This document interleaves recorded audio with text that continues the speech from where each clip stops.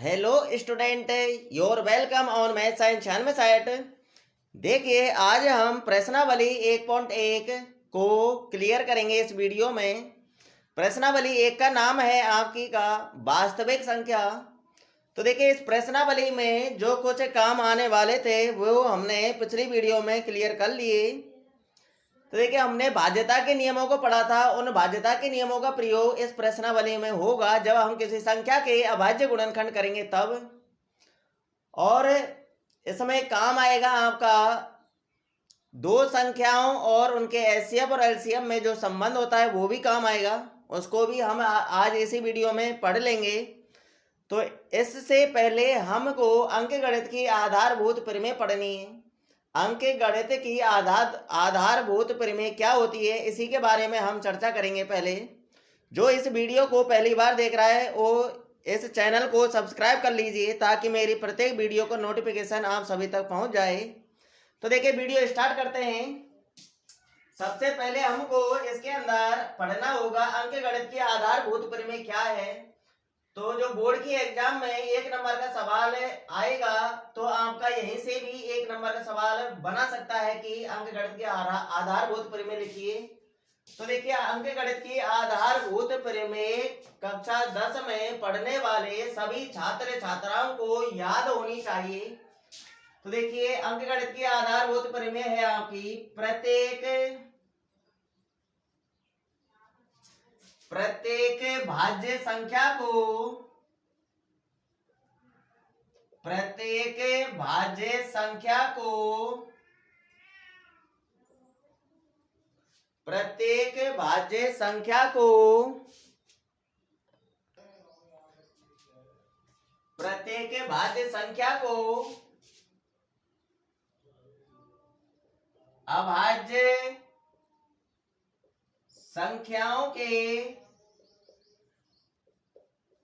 अभाज्य संख्याओं के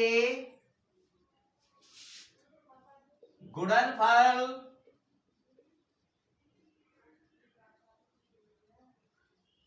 के रूप में व्यक्त किया जा सकता है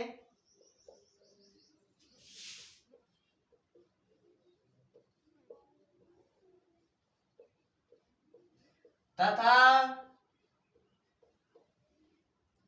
ये गुणनखंड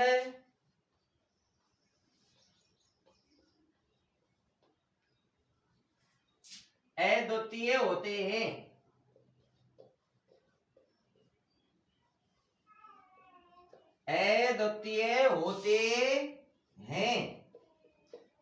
तो देखिए, ये आपकी अंकगणित की आधारभूत प्रमेय है। प्रत्येक भाज्य संख्या को अभाज्य संख्याओं के गुणनफल के रूप में व्यक्त किया जा सकता है तथा ये गुणनखंड अद्वितीय होते हैं। अद्वितीय मतलब जिस संख्या के आप अभाज्य गुणनखंड कर रहे हो वो ही है, केवल उनके अलावा और कोई अभाज्य गुणनखंड नहीं होगा उस संख्या का। जैसे एग्जाम्पल से समझिए, 6 आपकी एक भाज्य संख्या है तो इसके हम अभाज्य गुणनखंड करते हैं। देखिए, 2 का बाहर जाएगा 6 में 3 बार, 3 में 3 का जाएगा 1 बार, तो ये 6 के क्या हो गए, अभाज्य गुणनखंड हो गए। तो यही तो है अंकगणित की आधारभूत प्रमेय, यानी प्रत्येक भाज्य संख्या को अभाज्य संख्याओं के गुणनफल यानी गुणनफल के रूप में व्यक्त किया जा सकता है। तो 6 को 2 गुणा 3 के गुणा के रूप में व्यक्त कर दिया है हमने। और जो ये गुणनखंड हैं ये अद्वितीय हैं। क्या 6 के अभाज्य गुणनखंड इनके अलावा और भी है क्या? नहीं है। तो 6 के अभाज्य गुणनखंड केवल यही होंगे, 2 और 3। तो यही आपकी एक अंकगणित की आधारभूत प्रमेय है, सभी को याद होनी चाहिए। तो यह इसका प्रयोग दो तरीकों में करना पड़ेगा हमको, 2 जगह पर करना है। तो देखिए, किसी भाज्य संख्या के अभाज्य गुणनखंड करने में और जो आपकी अपरिमेय संख्या है अपरिमेय संख्याओं को अपरिमेय संख्या सिद्ध करने में भी इसका प्रयोग होता है। तो आ गया होगा आपकी समझ में अंक गणित की आधारभूत प्रमेय। सभी को याद हो जानी चाहिए अंक गणित की आधारभूत प्रमेय। तो अब हमें नेक्स्ट स्टेप की तरफ बढ़ते हैं। तो यह एक मोटी सी फेयर बना लेना। उसमें जो मैं पढ़ा रहा हूं आपके लिए उसे सबको नोट करते जाना और याद कर लेना। जिस प्रकार से मैं पढ़ा रहा हूं आपके लिए ऐसा आपको कोई भी नहीं पढ़ाएगा। पूरी डिटेल लेके चल रहा हूं मैं आपको। अगर एग्जाम में आपका क्वेश्चन बनेगा तो मैं जो पढ़ा रहा हूं उससे बाहर एक भी क्वेश्चन नहीं जाएगा। आप चेक कर लेना। आप तरीके से पढ़ेंगे जैसा मैंने पढ़ाया है आप वैसे ही पढ़ते जाइए। आपके गणित में 100 में से 100 नंबर लाने में कोई भी नहीं रोक सकता आपको। तो देखिए अब हम पढ़ेंगे दो संख्याओं के एचसीएफ और एलसीएम में क्या संबंध होता है। दो संख्याओं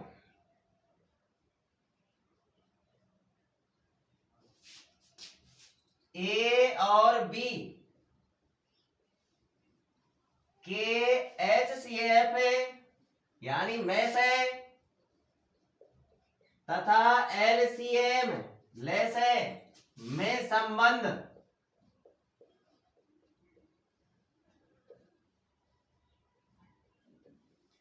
ये भी आपको याद होना चाहिए।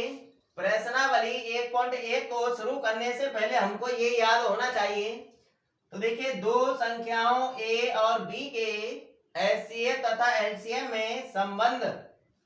तो ये आपको याद होना चाहिए कि दो संख्याओं का गुणनफल ए इंटू बी बराबर एचसीएफ इंटू एलसीएम होता है। क्या होता है? ए इंटू बी बराबर एचसीएफ इंटू एलसीएम होता है। याद कर लेना दो संख्याओं के एचसीएफ और एलसीएम में क्या संबंध होता है। ए इंटू बी बराबर एचसीएफ इंटू एलसीएम यानी जो दो संख्या दी गई है आपको उनका गुणनफल कर लीजिए और उन दोनों संख्याओं का जो में से और ले से होगा एचसीएफ और एलसीएम उन दोनों का भी गुणनफल कर लीजिए। तो देखिए इनका गुणनफल और इनका गुणनफल बराबर होना चाहिए। ये होता है बराबर। अगर ये बराबर नहीं होते हैं तो आपने या तो गुणा में मिस्टेक की है या फिर एचसीएफ और एलसीएम निकालने में आपने मिस्टेक की है। ठीक है ना। इसका प्रयोग करेंगे हम सत्यता की जांच करने के लिए। तो याद हो जाना चाहिए। अब हम नेक्स्ट बढ़ते हैं। तो देखिए आपका अब हमें प्रश्नावली 1.1 स्टार्ट कर रहे हैं। क्वेश्चन नंबर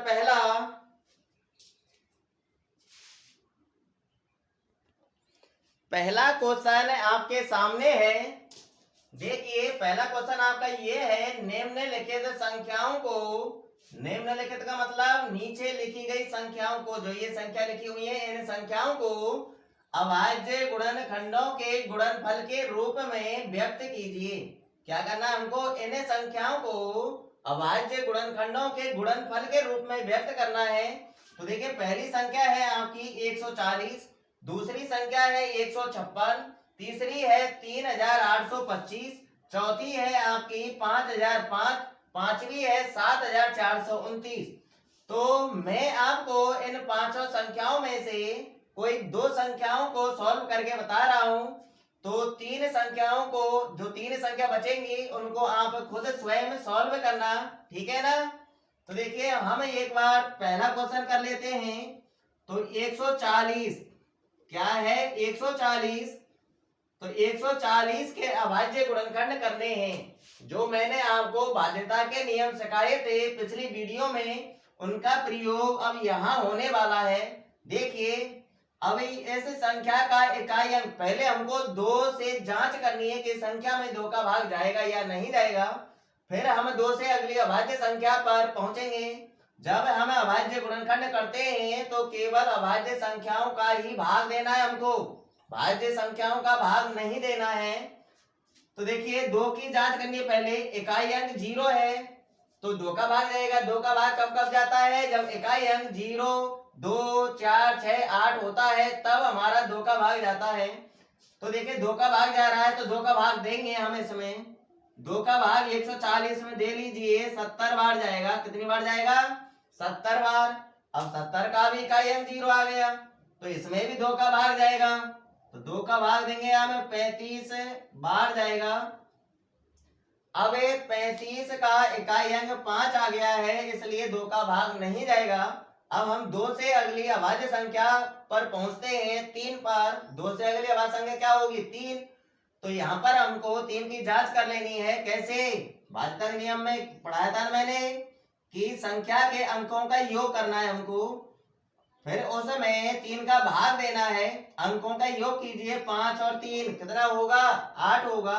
क्या 8 में 3 का भाग जाता है? नहीं। तो 3 का भाग इस संख्या में भी नहीं जाएगा। अब 3 से अगली अभाज्य संख्या 5 है आपकी, तो 5 पर चलिए। तो ये इसमें 5 का भाग तो जाएगा ही जाएगा क्योंकि इसका इकाई अंक क्या है? 5 है। तो 5 का भाग दीजिए, 7 बार जाएगा। अब 7 में 7 का ही जाएगा, 7 एक अभाज्य संख्या है तो 1 बार गया। तो 140 के हमने अभाज्य गुणनखंड कर दिए। अब वो क्या कह रहा है? अभाज्य गुणनखंडों के गुणनफल के रूप में व्यक्त कीजिए।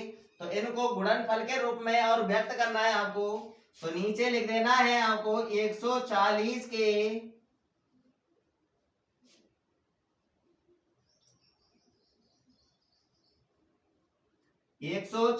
के अभाज्य गुणनखंड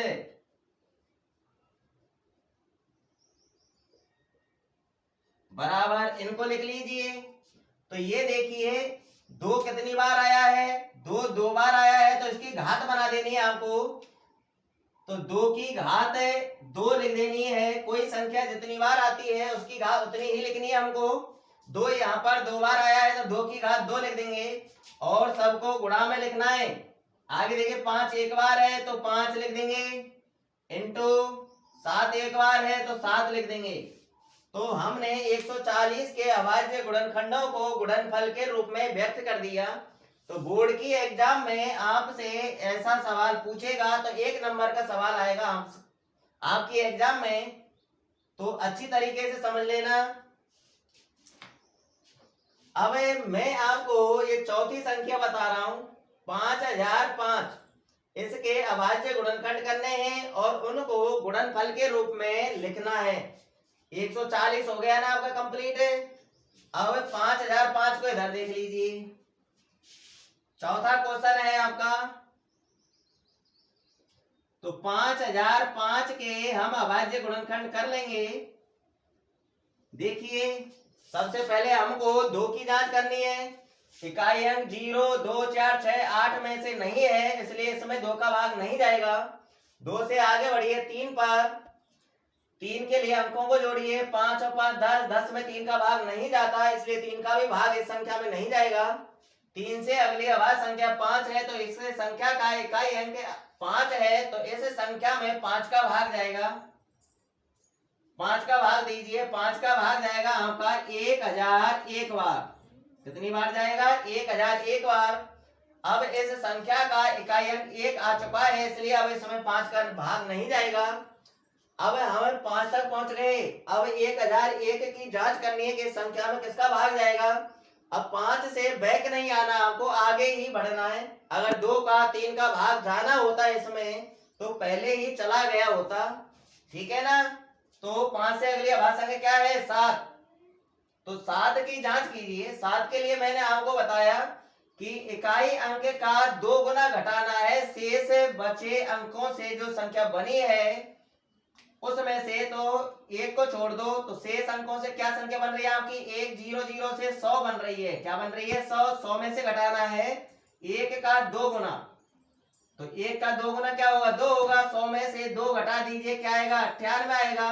और 98 में 7 का भाग दीजिए तो 7 का भाग जाएगा इसमें 14 बार। 14 7 98 होते हैं ना, तो 7 से भाज्य है ये संख्या।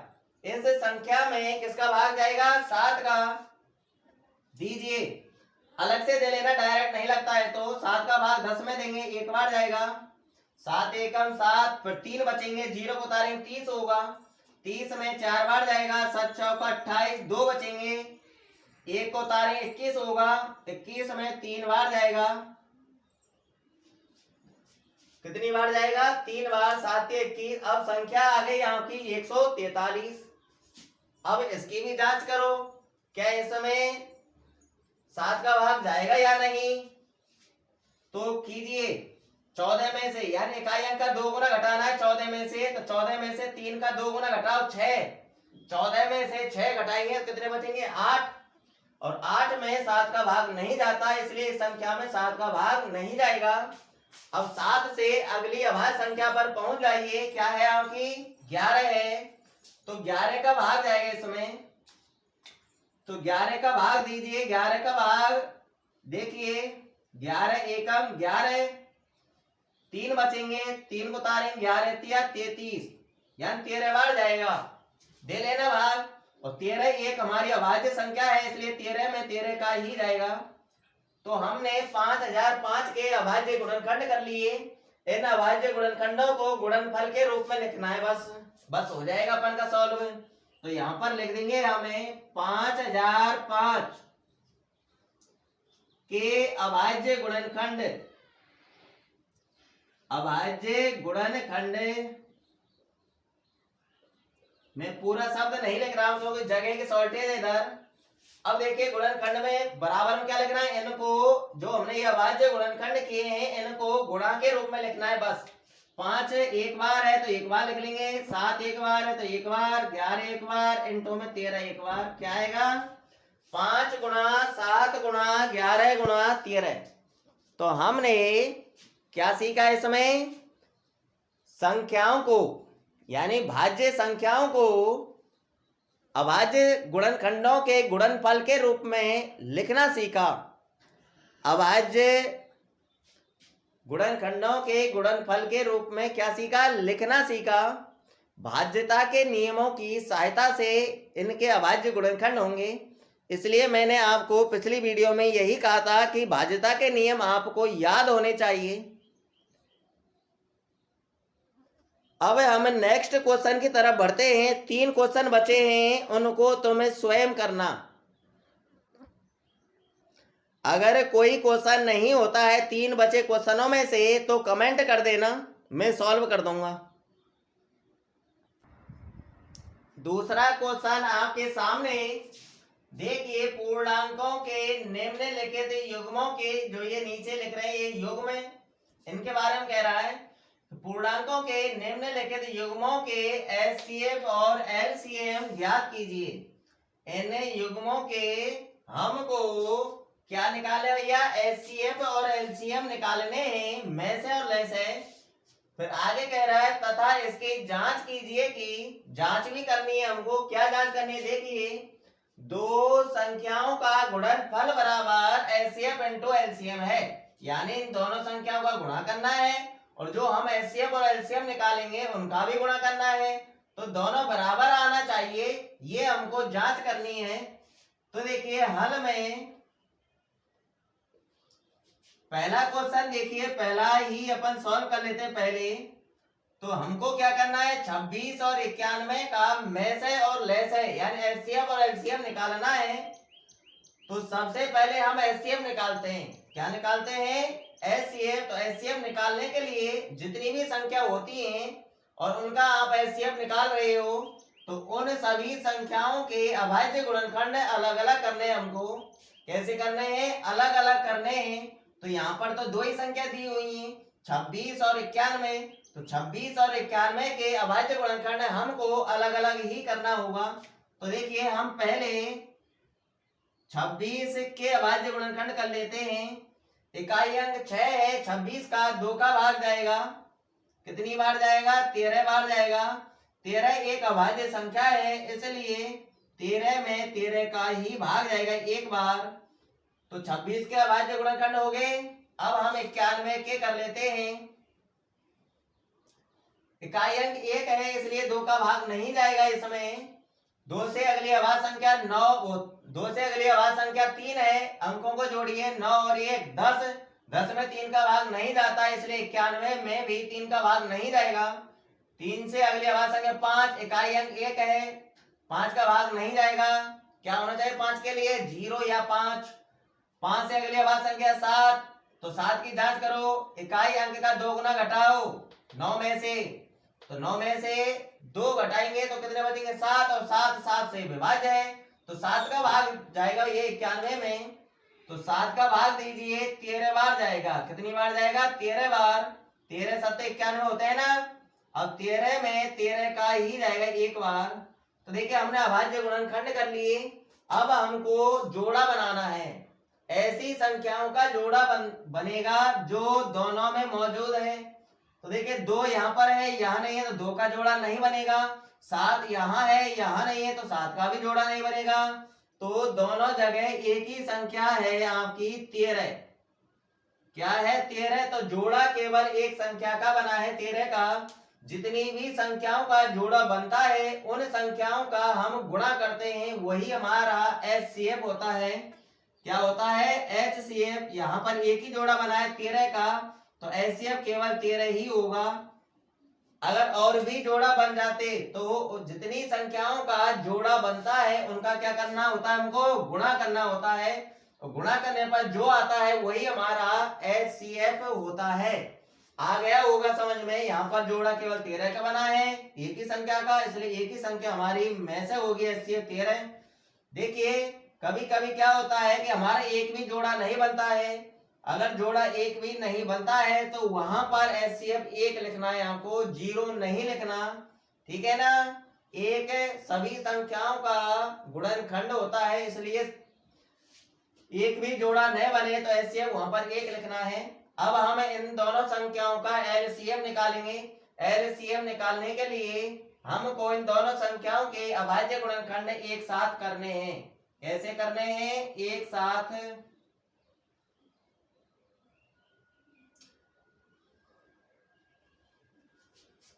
हम LCM इनसे भी निकाल सकते हैं, परंतु बेस्ट तरीका अपन का यही रहेगा कि हमें इन दोनों संख्याओं के अभाज्य गुणनखंड एक साथ अलग से निकाल लें। तो देखिए यहाँ पर 2 का भाग जाएगा, LCM निकाल रहे हैं, तो LCM निकालने के लिए जांच कीजिए कि क्या किसी संख्या में 2 का भाग जा रहा है। जा रहा है 26 में, तो हमको 2 का भाग देना है। किसी एक संख्या में भाग जाता है तो हमको भाग देना है, और जिसमें भाग नहीं जाता है उसको हम ज्यों का त्यों लिख लेंगे। 2 का भाग 26 में 13 बार जाएगा, 91 में नहीं जाएगा, इसलिए हम इसको ज्यों का त्यों लिख लेंगे। अब 2 का भाग किसी में भी नहीं जा रहा है, तो 2 से अगली अभाज्य संख्या अभी हमने जांच की थी, 3 का और 5 का नहीं जा रहा है, 13 और 91 में, तो 91 में 7 का भाग जा रहा है, तो 7 का ही देंगे। 13 में नहीं जाएगा 7 का भाग, इसलिए 13 को हम ज्यों का त्यों लिख लेंगे। 7 का भाग 91 में 13 बार जाएगा, तो 13 लिख लेंगे। अब दोनों जगह 13 13 अभाज्य संख्या है, तो 13 का ही भाग जाएगा दोनों में एक एक बार। तो हमने दोनों संख्याओं के अभाज्य गुणनखंड एक साथ कर लिए। अब इनका गुणा करना है, बस वही हमारा LCM होगा। तो इनका गुणा करना है, जितनी भी अभाज्य संख्याएं आती हैं आपकी, तो उनका सबका गुणा करना होगा। गुणा करने पर जो आएगा वही हमारा LCM होगा। तो देखिए गुणा चाहे इधर से कर लो चाहे इधर से कर लो। तो देखिए 13 गुणा 7 करना है पहले, तो 13 7 91, 91 का गुणा अब 2 से कीजिए तो 182 आएगा। कितना आएगा? 182। तो आपका LCM आया 182। तो हमने ये काम तो कर दिया कि HCF और LCM ज्ञात कीजिए। HCF 13 आया और LCM हमारा 182 आया। अब हमको जांच करनी है, दो संख्याओं का गुणनफल बराबर HCF इंटू LCM। तो देखिए इसकी कैलकुलेशन मैं आपको ऊपर करा रहा हूं, ये क्वेश्चन मिटा रहा हूं मैं ऊपर से।